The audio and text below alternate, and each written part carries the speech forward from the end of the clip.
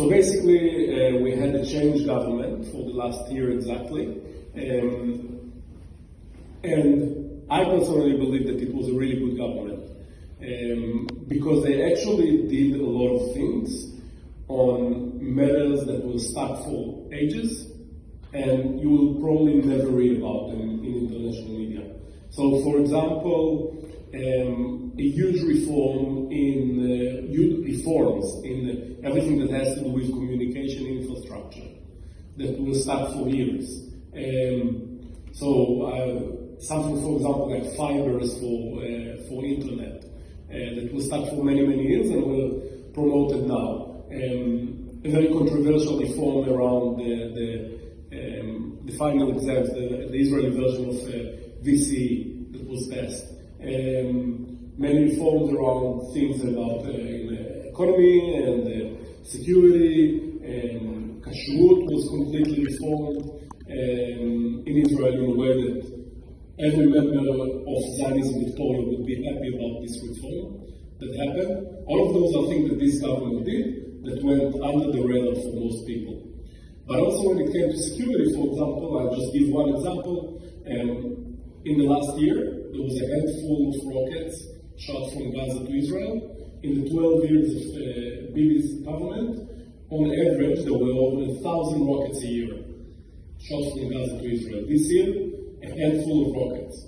It's an insane change, and for some very weird reason, one of the biggest opposers was the mayor of Sderot to the current government. So that leads me to the opposition to the government, which basically eventually fell and created the fall of this government, with very strong opposition, obviously led by Netanyahu, that basically said this is not a legitimate government. They had very strong arguments from their side. In my opinion, the most legitimate argument was, well, listen, like Bennett publicly went in his entire campaign saying he will not cooperate with Yair Lapid as Prime Minister, he will not sit with the Arabs, he will not sit with the left-wing parties, and then boom, just flipped around and did exactly that. That was a very solid argument. A lot of other things, in my opinion, were very lame. For example, speaking about how come this government cooperates with Ram, the Islamic Party, when it was Bibi who first made the Islamic Party a very legitimate party in Israel, only because Smotrich vetoed their presence in the government that he would be a part of. That's the only reason why Bibi didn't bring them in and he failed to create a coalition with them. That's the only reason. Other than that, he was very happy with it, and all of a sudden he was against it. So what happened is that they pressured the members, mostly of Yamina, Bennett's party, very hard, until they started cracking one after another. Started with Mihai Shikli, then Edith Silman, then Nir Orbach, who never got the chance to desert. Because a second before he was about to desert, Bennett understood that there is no way to save this coalition. So together with Yair Lapid, they decided to pass the law in Israel. You need to pass a special legislation in order to basically dismantle the core Knesset and go to election. So that's what they announced yesterday. There is a slight chance that someone will be able to create a different government from within this Knesset. It's not going to happen, but it's still an option. So if there are no surprises, tomorrow there will be the first vote, the first reading of this law, and next week there will be, the law will be passed.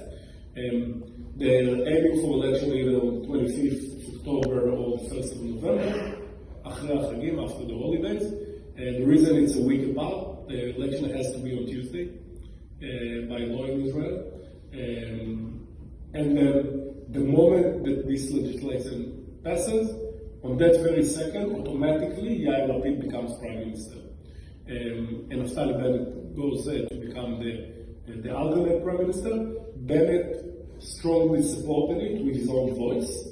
I believe that the reason he did it is I think that he genuinely believes in this cooperation with Lapid, and that he's a genuine friend of his.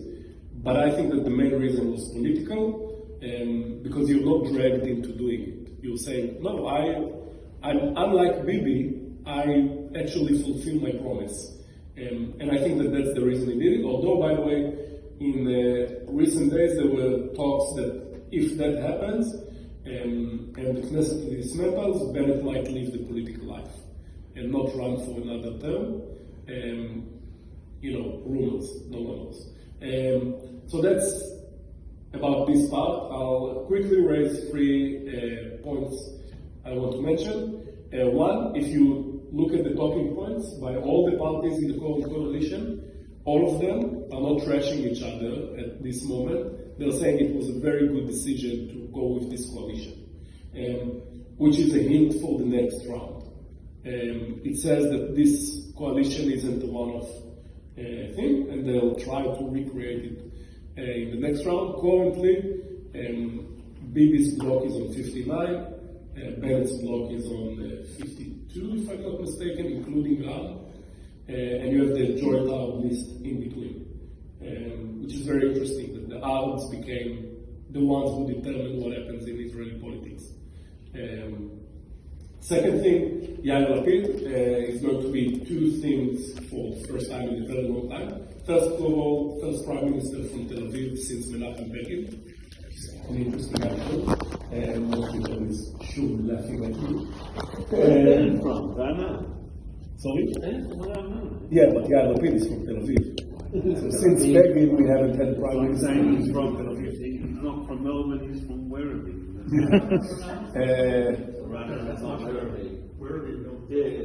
And then the second thing is that Yair Lapid is going to be the most left-wing prime minister we've had in over 20 years since Barak. And Olmert is now, he said in the last election he voted Labour, but when he was prime minister he was center-right, leaning towards right. And Yair Lapid is like proper center-left. So it's very interesting, and he's going to remain prime minister until we have a new government, and it's not like Australia that it takes you 2 days. Remember that Bibi in a similar situation 3 years ago remained the prime minister for a year and a half. So it's not that Yair Lapid will be a prime minister for a couple of months and that's it. It might be very long.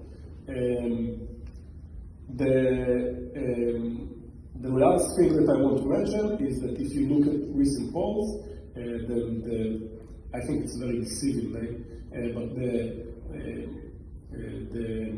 Religious Zionism Party, let's say look at it, I think it's a deceiving name because they stole the name from, their constituents are mostly not the people who actually refer to themselves as religious Zionism. Religious Zionism is much more towards Bennett and a lot of people from the Likud and a lot of people from other parties. Anyway, currently in polls, you can see that they might get as many as 10 seats, which is insane because in the last election they barely passed the threshold. I personally am very worried about it. I think every one of you needs to be very worried about it, because if the face is a person like Itamar Ben-Gvir, who is so publicly racist, and a person that really until 2-3 years ago, almost no one in the Israeli political system would see him as a legitimate person, a person who's very clearly a follower of Meir Kahana. If a person like that might genuinely become like a major minister in our next government, it's something for all of us to worry about. I'm not speaking about the Bezalel Smotrich that I deeply disagree